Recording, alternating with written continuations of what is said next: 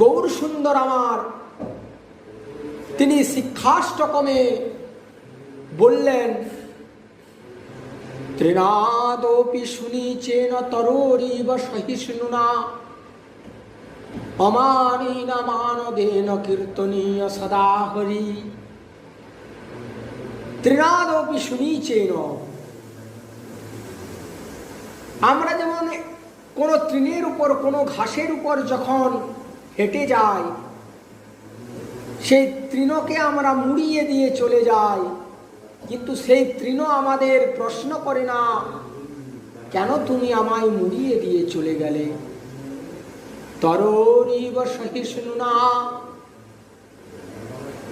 আমরা যখন কোনো একটি বৃক্ষকে ছেদন করি, যখন কোনো একটি গাছকে কেটে ফেলি, তখন সেই গাছ আমাদের প্রশ্ন করে না, তুমি কেন আমায় কেটে ফেলছ? অমানিনা মানদেন,